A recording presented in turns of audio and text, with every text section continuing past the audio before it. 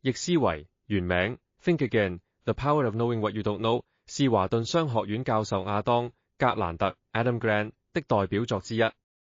這本書的核心主題不是思考，而是重新思考 （rethinking）。在快速變化的世界中，懂得質疑自己、更新信念、擁抱不確定性，才是真正的智慧與適應力。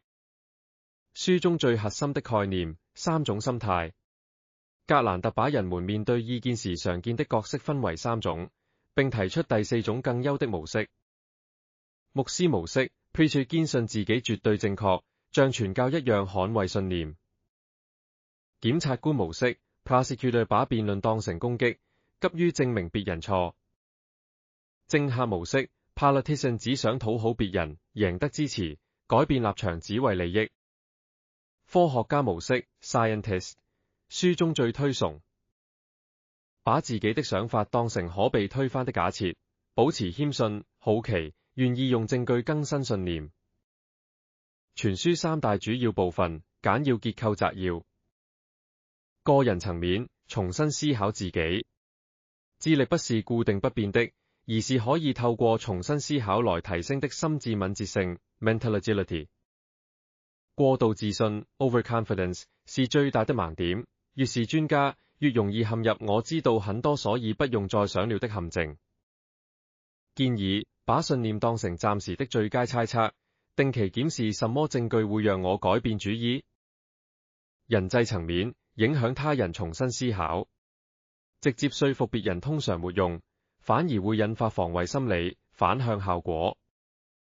有效方法包括動機式晤談 （motivational interviewing）， 問開放式問題，讓對方自己發現矛盾。鋼鐵人論證 （Steelman） 先把對方論點強化到最強版本，再討論。少給理由，少即是多一次只講1至2個強力理由，比丟出一堆弱理由更好。用好奇取代爭辯，問你怎麼看待這個？什麼會讓你改變想法？集體層面，建立重新思考的文化。組織為什麼常失敗？因為缺乏良性衝突與心理安全。皮克斯的例子，成功團隊不是避免衝突，而是鼓勵建設性質疑與唱反調。領導者應示範謙遜，承認我可能錯了，我還不確定，才能讓團隊敢說真話。學習型文化，天才文化。書中經典例子，快速印象點。黑莓手機創辦人太確信實體鍵盤才是王道，拒絕觸控螢幕，導致被 iPhone 顛覆。溫水煮青蛙其實是錯的，青蛙在水慢慢加熱時會跳出去，真正危險的是我們不願重新評估環境變化。消防隊的逆向操作，面對無法撲滅的大火，最好方法竟是先放火燒出一條隔離帶。比爾蓋茨最推薦，在快速變化的世界，重新思考的能力比智商或毅力更重要。